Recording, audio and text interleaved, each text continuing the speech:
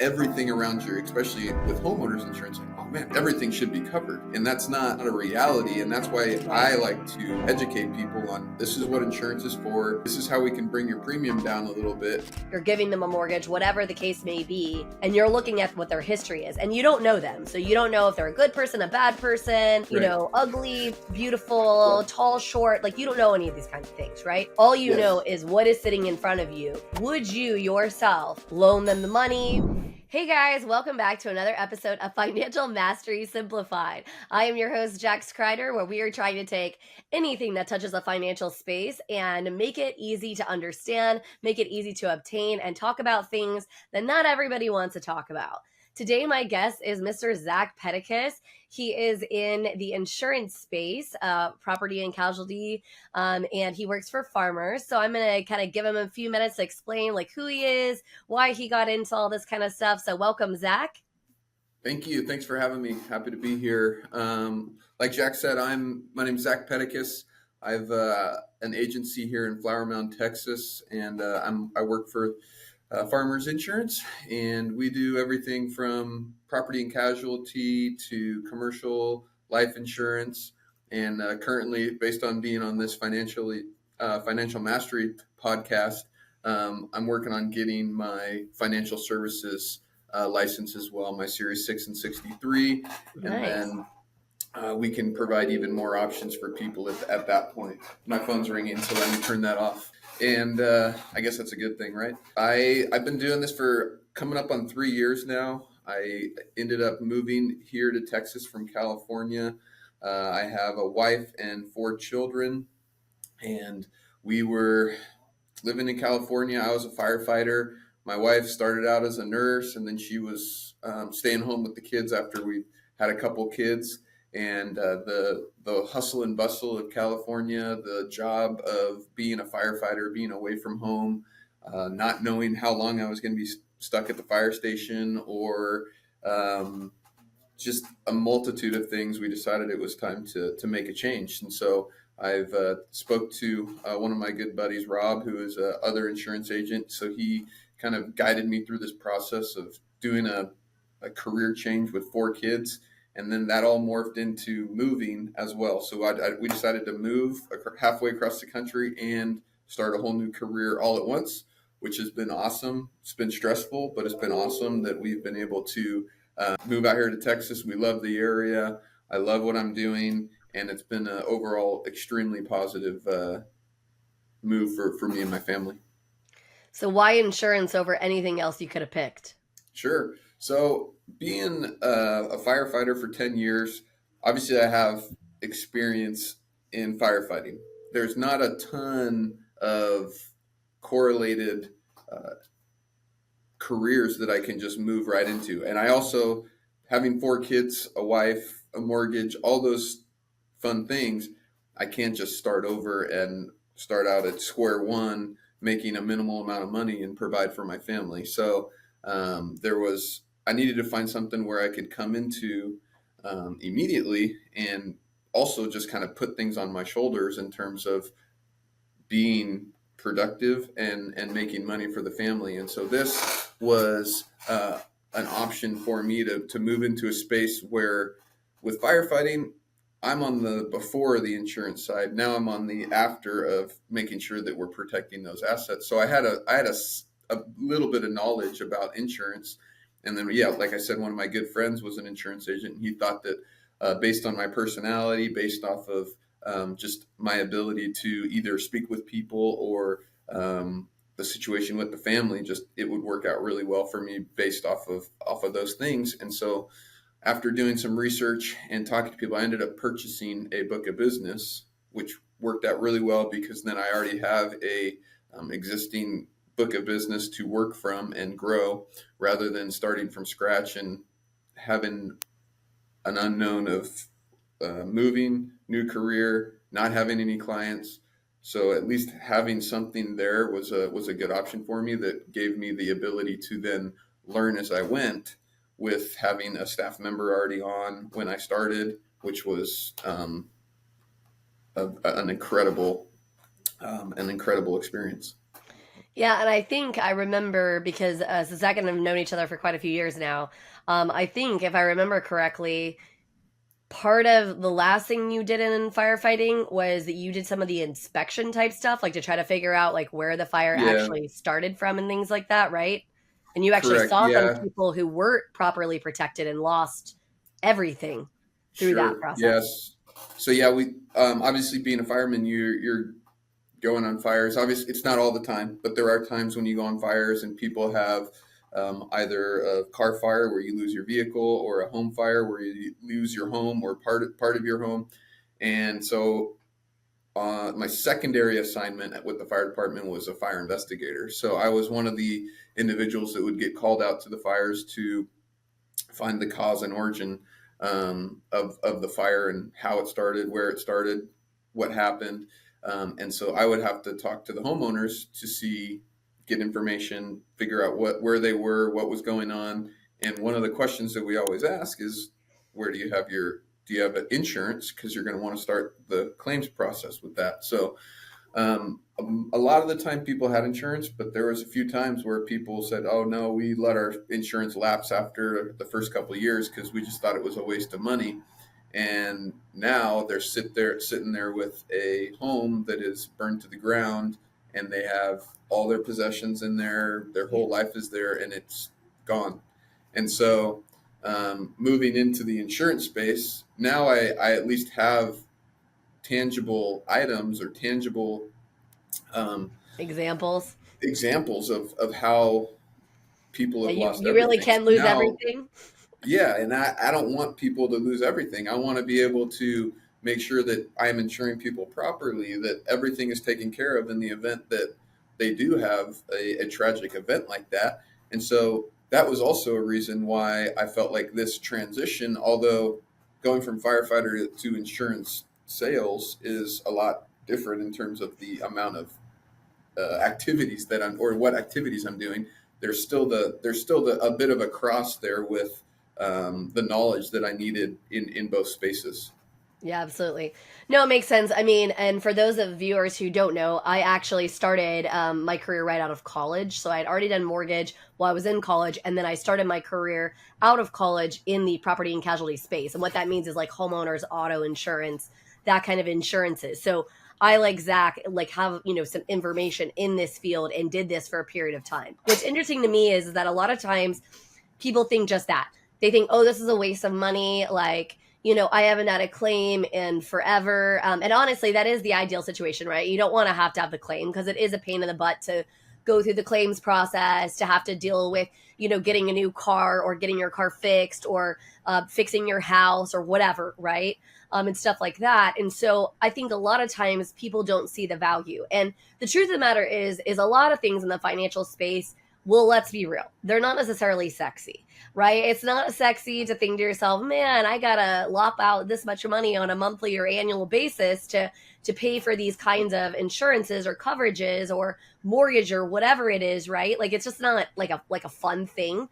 But the truth of the Sure. matter is it is super, super important. And my attitude always is about everything in the financial space is however you get there intentionally, right? Make whatever decisions that you want to make, but make sure that you've got the knowledge to back the decisions. So I mean, I have known of investors who own properties outright and they don't choose to insure them on the financial Mhm. sense. Now, to me, that seems crazy because it's such a minor amount of money, right? For like that risk.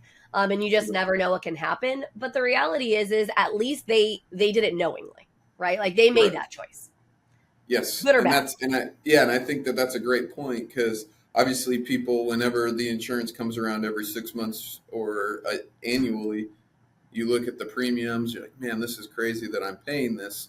But you got to look at the back end of that in the event that you do have some type of loss that is unexpected, rather than paying out $75,000 if you have a nice car, you're paying out $500 or $1,000, and Right, so exactly. those premiums are going towards something, and it's also, I think there's been a bit of a change in the insurance industry and a change of and I think some of the insurance companies honestly have done it to themselves in terms of what insurance is for. So on TV, I see all the time, like, oh, we're covering this, we're covering that. You have insurance. We'll make sure we get you covered for this, that, and the other. And it's like everything around you, especially with homeowners insurance, like, oh man, everything should be covered. And that's not a reality. And that's why I like to educate people on this is what insurance is for. This is how we can bring your premium down a little bit, because this would be something that isn't that expensive to fix, and you should fix this out of pocket. If you file a claim, then you're going to get a surcharge. Then there's going to be all these detrimental effects down the line.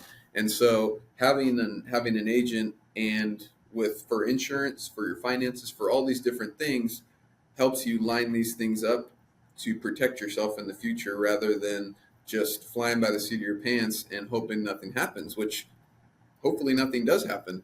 But in the event that something does, you want to make sure that you have the proper coverage, and that you are setting yourself up for success for the future. Stay tuned. We'll be back right after this message from our sponsors. Welcome to Financial Mastery Simplified, your go-to podcast for making smart money decisions.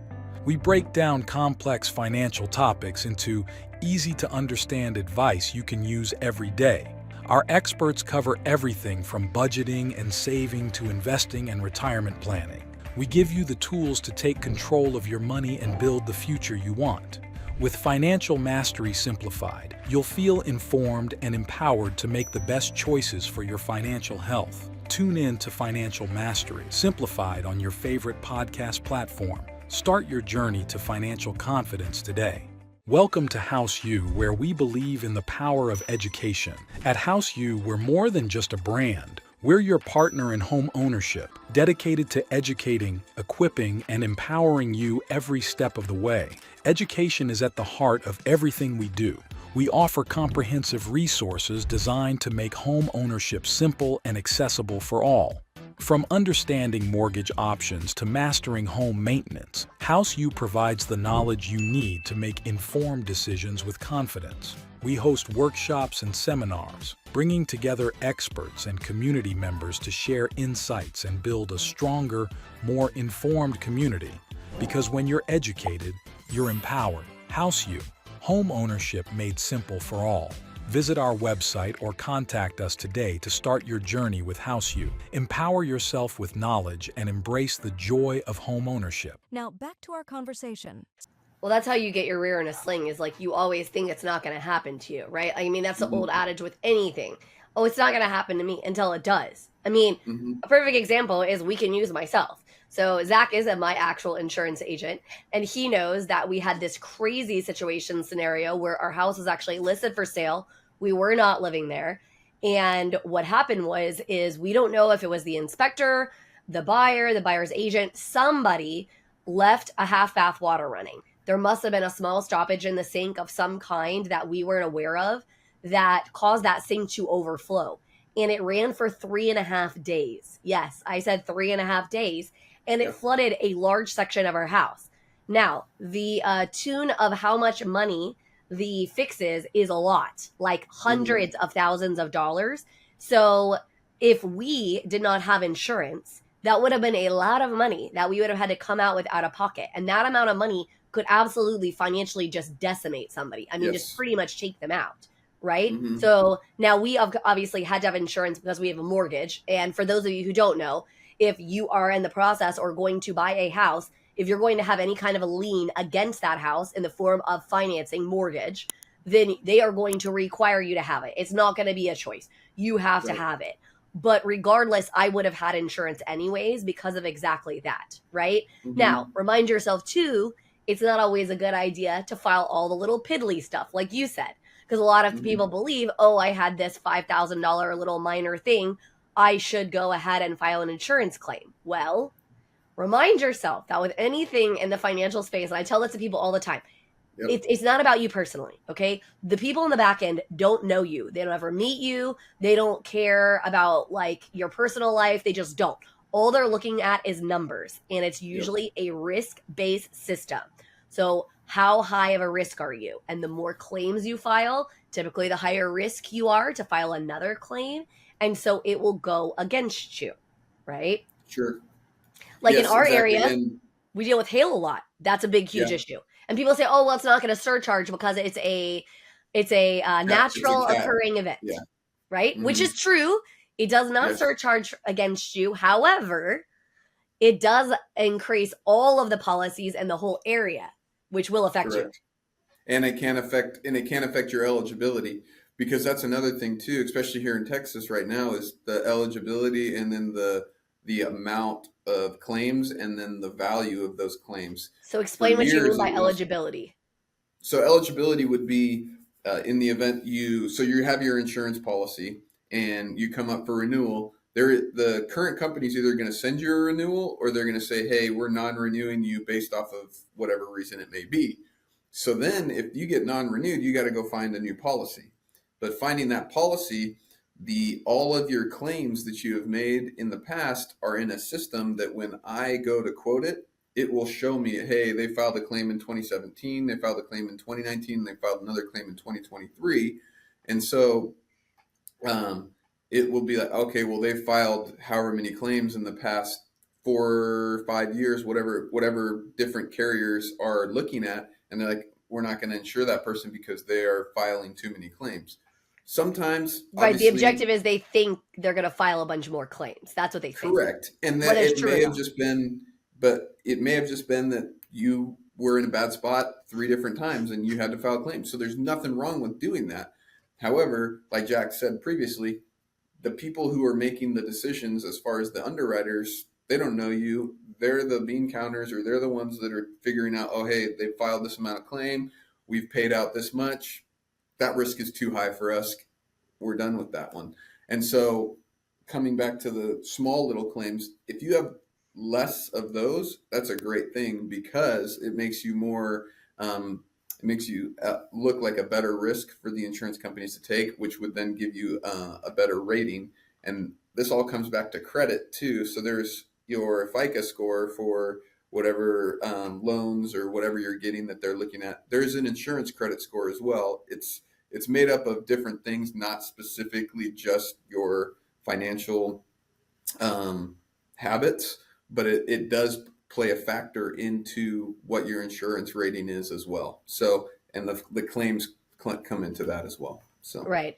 The idea behind insurance and some of that risk aspect, and I always try to explain to my customers or people that I talk to kind of in respect to these kinds of things, is that like, remind yourself, they're basically looking at it on like, it's just the same concept of like when they want to loan you money, right? Like, so if it was your own money and you were giving it out or whatever, you were insuring somebody, you're giving them a mortgage, whatever the case may be, and you're looking at what their history is, and you don't know them. So you don't know if they're a good person, a bad person, you know, ugly, beautiful, tall, short, like you don't know any of these kinds of things, right? All you know is what is sitting in front of you. Would you yourself loan them the money? Would you insure them, yourself or whatever? And it's just about business. It's not about a personal situation. It's not about a personal, whatever. So I always tell people, be really strategic in how you choose to do that, right? How do you choose to make claims and things of that sort, right? And a lot of times this also goes back to something that I talk about a lot, which is make sure that you have good professionals in your corner, right? Mm-hmm. Because like, for instance, when you're asking yourself if you go ahead and file a claim or not, you can pick up that phone and ask, your agent, hey, should I do this? Is this a good idea? This is my problem or whatever, because the reality is a lot of that information can help you make your decision as well. Right. Because life happens. Sure. Cause that's what I'm here for. That's what the ladies in my office are here for. Cause we would much rather you call our office, cause you're going to get a better answer from us than if you just call immediately and talk to the claims people. Their job is to file the claim. They don't know whether they're not going to tell you, no, you probably shouldn't file it. They're just going to say, hey, what happened? I'm filing the claim. And once you file the claim, one of the big misconceptions is, oh, okay, I filed the claim, and then I'm just going to say, oh, I'm not going to move forward with it, take it off my record. That it doesn't work like that. Your insurance company may say, oh yeah, we're gonna cancel it, but it still shows up. You can't, once it's on there, it's not coming off. Which it'll show a zero pay, which is better than obviously having money paid out. But we could prevent this whole thing from happening if you just call myself if I'm your agent, or call your agent and say, hey, what should I do? And the beauty about, especially when it comes to, well, it could be auto or home losses, you can get somebody out there to get you an estimate or fix the problem. And then if things start to spiral out of control and it's like, oh, hey, I thought this was going to be a $2,000 fix and now it's spiraled into it's going to be $30,000. Right. Make sure you document everything, but you can file the claim later and be like, hey, we thought that this was small, but this ended up being a lot bigger, and we were going to handle it out of pocket, and now we're not going to do that. And then you can file the claim and they'll get everything handled on the back end. This way, you're preventing yourself from more hiccups down the line when if you're trying to get a new policy and they're like, oh, well, looks like you filed 2 claims. They're going to, well, nothing got paid out. Well, you still filed 2 claims. So that's right. We're not going to take a look at you right now.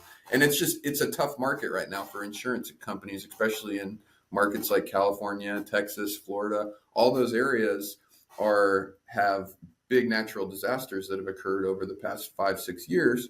And then with inflation and everything too, there's a lot of risk that these companies are trying to mitigate. And so the first people to go are the ones that have filed a bunch of claims or that we paid out a ton of money on. So it's just something to be cognizant of.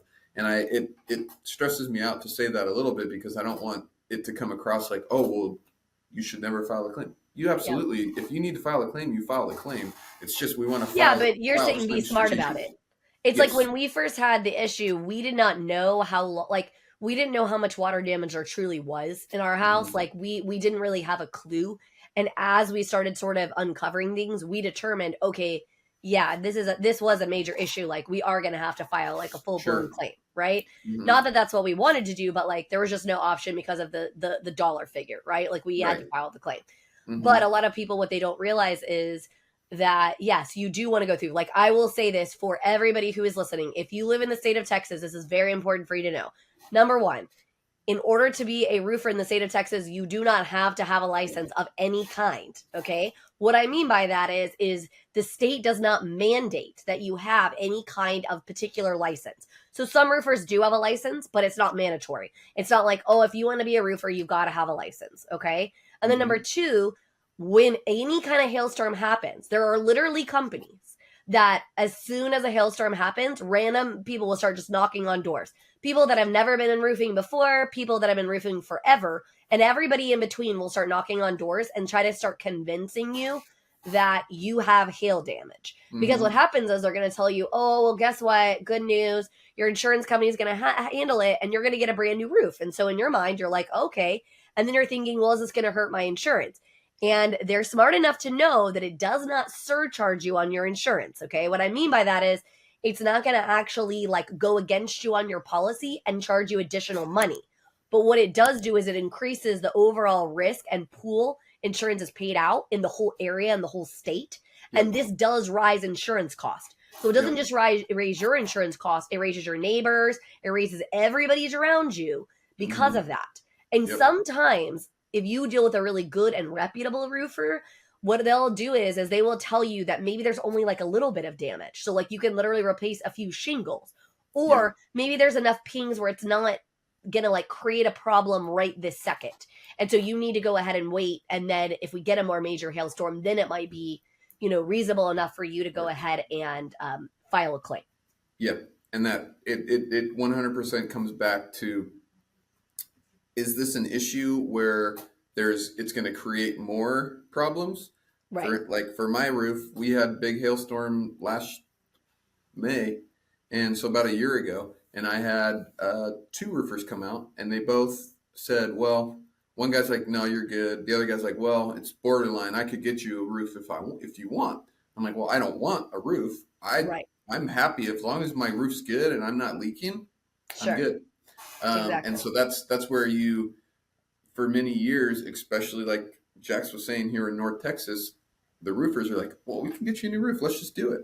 And the repercussions of that are starting to catch up to consumers with the rate increases that have taken, because you paid out for all these roofs that, sometimes it does need to be replaced, but there's quite a few times where the roof could last another few years and we don't need to do it now. We can wait there's maybe a little bit of cosmetic damage, but there's no leaks, there's no nothing like that. You can just keep on going. I was going to say, yeah, I mean, a lot of people just, I mean, most roofs are intended to last 10 plus years, right? Mhm. So like think about that. And I mean, I know people who have like been replacing them like every couple of years and I'm like, man, you guys are crazy. Like that just does not make sense. Yeah. Also, remind yourself, and this is something I don't ever understand either. So hailstorms last for a good 3 or 4 months in Texas, right? Like we usually start around April-ish, May-ish, and we go all the way until August, September-ish, somewhere in this ballpark-ish, right? Yeah. And what happens a lot of times too is people will start replacing their roofs at the beginning of the season. And especially when it isn't to the level where like it's gonna start like leaking immediately kind of thing. And Yeah. it's like we might get 2 or 3 more hailstorms in that window of time. So like I've known people or with vehicles too, right? And they like or they want to get that stuff replaced immediately because they want their car to look perfect. And I'm like, I hear what you're saying, but Yeah. like be smart about this. Like be Yes. smart when you're deciding to file a claim, because if you file a claim, you get your car fixed or whatever, and then we have another hailstorm in a month, Yeah. you could have the same amount of damage again. And Mhm. now you're going to have 2 claims. And again, this goes Sure. to, so again, Zach and I are not saying don't ever file claims. That's not what we're saying at all. We're saying be smarter about Yeah. it, right? Use your resources, use your professionals in your space. If you don't have a professional, use Zach and I as a resource to ask questions of, right? If we can't do it ourselves, I promise we have a huge network of people nationwide that we can connect you with. I promise, right? Like we are true professionals in the space. Like we can help you with this. And a lot of people just don't know where to go or what questions to ask, right? And so they kind of get duped by some of like the random roofer people working around, or people will walk around parking lots after we have hailstorms and they'll stick cards like on people's Yeah. windshields, in their doors or whatever. Yeah, It cracks and me up. that's like the most important thing as well. So like you can, even if you file the claim right after the event happens, you don't have to get it fixed right away. Your claim's in the system, and then as long as you're not dragging it out too long, you can, like, even if you filed it, like let's say a hailstorm tonight, boom, hits your car, you can file the claim tomorrow, but you could wait until July to get it fixed once the major hail's done. But then at least you know that, hey, it was on this day when the hailstorm damaged my vehicle. Because then if it damages your vehicle more in between, it's just going to be included in that claim because you filed that claim for the hail damage. And then you're going to be, rather than filing 2 claims, rather than, the insurance company would prefer that, honestly, because they would have to pay out here, and then, oh, hey, you get hit with hail again, then we got to fix the same problem again. So you're paying double the amount. So it is smart to be cognizant of when you're filing and when you're getting things fixed based off of the weather and things that could occur. Something that I like to mention to a lot of people, because obviously in the mortgage space, like we don't advise them on insurance. I send them to experts like you to go ahead and quote them out the coverages and things like that or whatever. But one thing that I want to make sure that people understand about insurance specifically is not all coverages are created equal.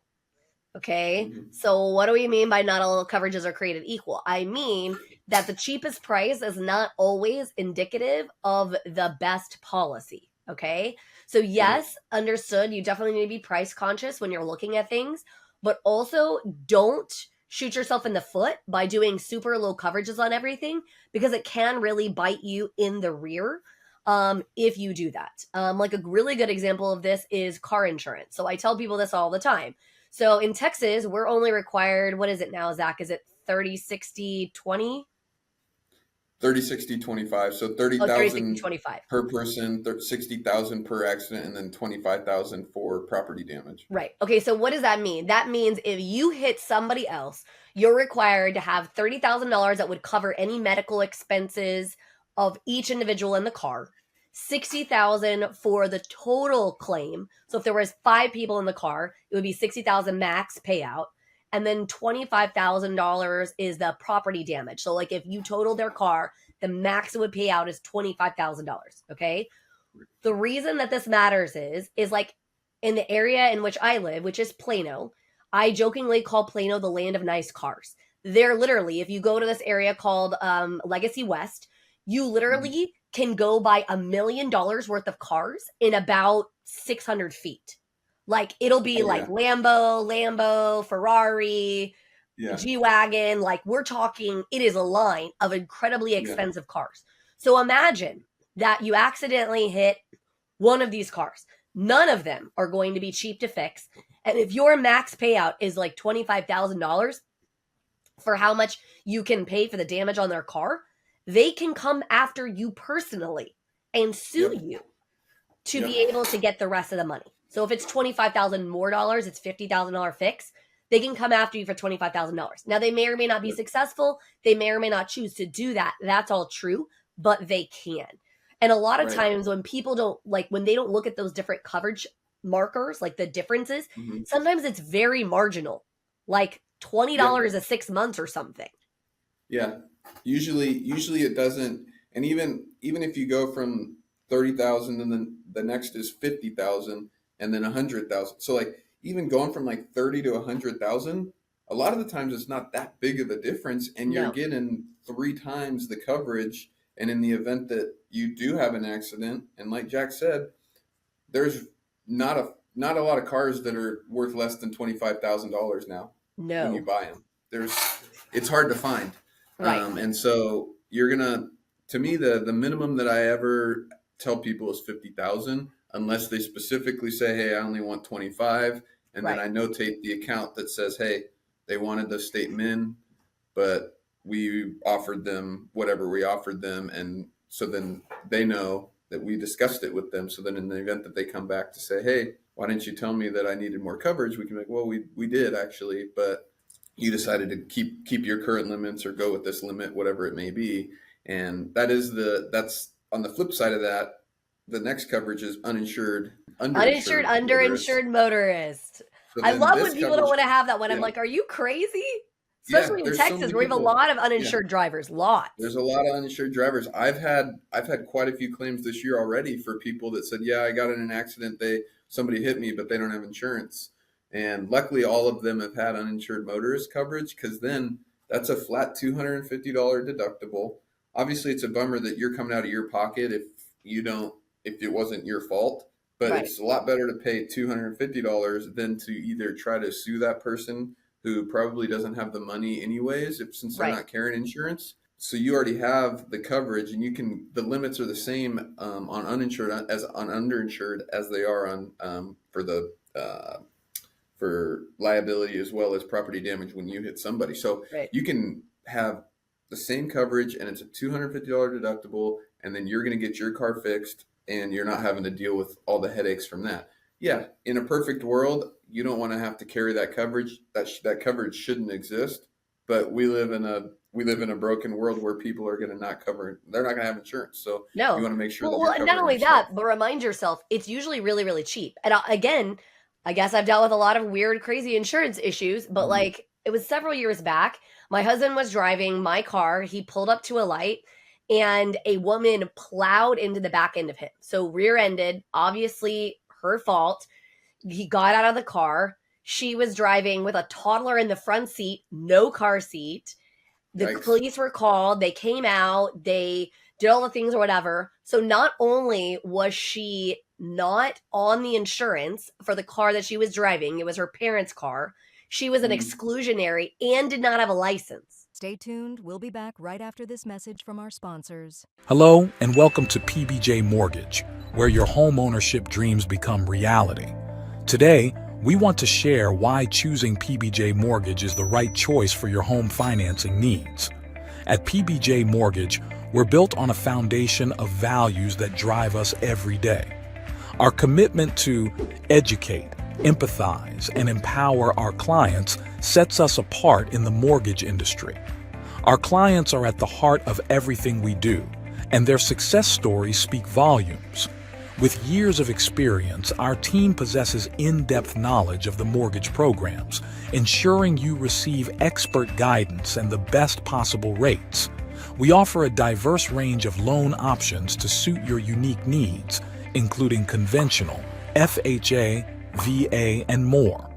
No matter your situation, we've got a solution. At PBJ Mortgage, we pride ourselves on providing personalized service. Our dedicated loan officers are here to guide you every step of the way, making the process as smooth as making a peanut butter and jelly sandwich. We understand that time is of the essence, which is why we've streamlined our processes for efficiency and convenience. Transparency and clear communication are paramount. You'll always know where you stand throughout your mortgage journey. Reach out to us today to set up a call to discover your options. If you're ready to make your home ownership dreams a reality, contact PBJ Mortgage today. Let us empower you during this exciting journey. Phone number 4-693-733-107 www.pbjteam.com. Visit our website or give us a call to get started. We look forward to helping you secure your future home. PBJ Mortgage, where home begins. Imagine having the power to control your financial destiny, no matter where you start. Welcome to Financial Mastery Simplified, where financial education is tailored to your unique journey. We cover everything you need, from basic budgeting and saving strategies to advanced investing and retirement planning.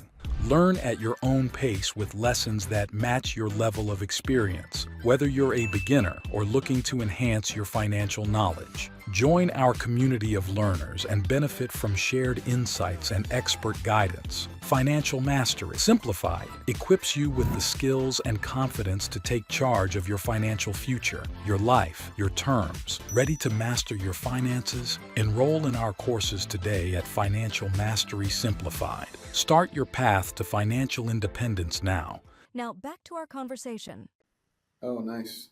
So even Yeah. though my insurance filed to like try to collect money because she was what's called an exclusionary. And for those of you who don't understand what that means is like certain insurances, either by choice or by mandate, they will not allow certain people to be on your policy. So like if you have a teenager that you are literally not allowing to access your super expensive vehicle, you may put them on an exclusionary on the policy, because basically what you're saying is they're never going to drive this expensive vehicle because you know it's going to jack that rate way the heck up and you're going to pay a lot. However, if they're an exclusionary, it means if they do, the teen sneaks into your room and steals your keys and drives the expensive car and crashes it, the insurance company's There's no not going to coverage. cover it. Even though you have Yep. insurance on that car, it doesn't matter. That person is not covered. And that's basically what happened in this situation. So we had to use uninsured, underinsured motorist because Yep. there was no insurance that was going to cover that. And did it suck that we had to pay some? You're right. Yes, it sucked. But it was absolutely better than having to deal with the whole back rear end of my car. Sure. And, you know, because my car is a newer-ish car, it had like sensors in the back. So there was like a whole thing they had to replace there, like, you know, a lot of pieces. So Yeah. when you're thinking about these things, I get it. You're thinking to yourself, well, man, like I want to have the cheapest thing. You know, I don't want to have to pay more than I have to. I don't even like to have insurance. It sucks, right? I don't want to have it. And you're right. Yeah. It does suck, but you have to think further down the path, right? How much is it going to cost me now to not cost me a lot down the path? Sure. Without a doubt. And that's like we've been talking about for the past 30 minutes, it's every situation's obviously going to be different, but you have to understand the consequences of your actions or what you do. So you want to make sure that you're putting yourself in the best situation in the current time and then for the future as well. And it's just like finances, you know, you can't make an everyday decision where it's going to screw you up for the rest of your financial future. And an incident could occur that an insurance would cover that, or even if you're just buying something that you don't need to be buying, that could set you up for financial ruin in the future as well. So it's just it all comes back down to setting up a financial plan, setting up a household where you're covered in many different areas, and you can do that fairly cost effectively without paying an arm and a leg for it. But once you build your net worth, once you build your assets to a point where you're comfortable, for me, I want to protect them, because Absolutely. that's another thing too, is if somebody hits you or you hit somebody else, they can see, oh man, this guy's got a nice car, or hey, this guy's address is this. Oh, look, that's a really nice house. Look, then things start to turn. We're in a very litigious society, so people are going to see that and they're like, "Oh shoot, let's go! It's payday," and you want to make sure Absolutely. that you're covering yourself. So just things like that on a daily basis, you need to think about for sure. Yeah, I remind people all the time that we live in a very YOLO society, right? You only live Hmm. once, so buy the expense of this, buy the expense of that. But the truth of the matter is, you shouldn't buy it if you can't properly protect it, because the Sure. truth is that what is going to happen is when that one Murphy's Law thing happens, and it always will happen, right? When it happens, Hmm. how it happens, exactly the situation, like it just depends, right? But Hmm. when it does happen, you don't want it to be like, oh my gosh, man, why did I buy this expensive car and then I didn't properly cover it or whatever? You know what I mean? Like, Right. you don't want that to be the case, because if that is the case, then it can create a lot of turmoil and strife. And I mean, I'm sure almost every listener has seen or heard some of the crazy farmers commercials where they give a crazy example of something that Hmm. happened, right? Yeah. And it's like, we covered that. You know what I mean? I Yeah. mean, heck, they probably Yeah. will use my house as an example on one of these Yeah. commercials soon, Zach. And the Yeah. truth of the matter is, Exactly. I mean, I work in this space. Like, I work in the real estate related space, and I've talked to a ton of realtors, and they're like, wow, that is literally the worst story I've ever heard of, like, Yeah. being under contract and this crazy thing happening. And it is. I mean, it's a crazy, horrible situation. Yeah. But you know what? Like, thank goodness that we Yeah. trusted you, and we had conversations with you about, okay, like, what's the best way to do this? We've got this Hmm. expensive asset. How do we handle it? And we didn't just Yeah. go for like bottom barrel junky coverage. You know what I mean?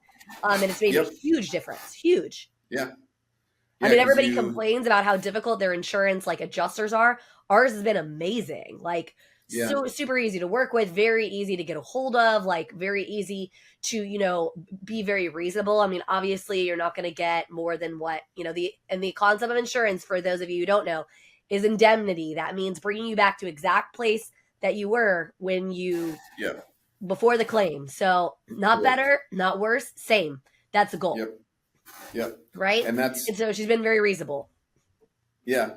And I had something on the tip of my tongue and I lost it. But yeah, the main thing is you want to.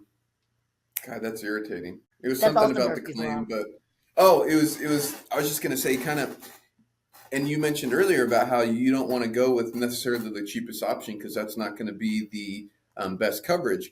And the age old saying, "You get what you pay for." You do. You get what you pay for. So to me, I'd rather pay a little bit more and actually have something on the back end where if something happens, they're going to pay out rather than, oh, hey, I'm going to pay less right now. But then when I actually need it, they're not going to cover what they said they would cover. And so that's one of the reasons why I went to work for Farmers is I feel like they're a company that actually will cover things when they say they will. And it's going to be handled hopefully in a way that, like Jax was saying, that responsive, that you're able to get a hold of people, that you're able to get the coverages that we said that we would cover. So it all comes down to where you wanna put your money and make sure that you're getting the coverage you think you get or the coverage that you deserve when you're paying for it. I was gonna say, and if you're not working with somebody who's not willing to take the time to explain things to you, to walk you Hmm. through it and say, hey, you should consider this, or I kind of recommend you adding this coverage, or, whatever the case may be, then you should probably be finding another company, because I'm gonna be real here, you don't know what you need. I mean, I worked in this space myself, right? Like years and years ago, but I haven't worked in this space for 20 plus years. So I didn't Hmm. trust my own opinion about insurance. I knew enough to be dangerous, right? So I could have intelligent Yeah. conversation with Zach. But I didn't come to Zach and say, well, Zach, I know everything about insurance. So, because I Sure. used to work in it 20 years ago. So let me go ahead and tell you what it is. I said, okay, here's the things that are important to me. Here's what I want. Here's what I'm looking for. What's your opinion? What do you think we should Right. add or not add, right? Things like that. And that's basically what you want to be doing, is you want to have your goals set out, your structure of like what you are, because everybody has a different risk appetite. Okay. What do I mean by risk appetite? Like what you're willing to be okay with, right? Maybe you are Right. willing to pay out more money, right? Out of your own pocket if something does happen, because you don't want to have as much monthly cost. That's fine. That's definitely a choice and something that any insurance agent can work with if they know that. Or maybe you're opposite. You don't care about paying the higher monthly amount as long as when that big ticket thing comes, you don't have to pay next to anything, right? Like you want to pay the lowest amount you possibly can.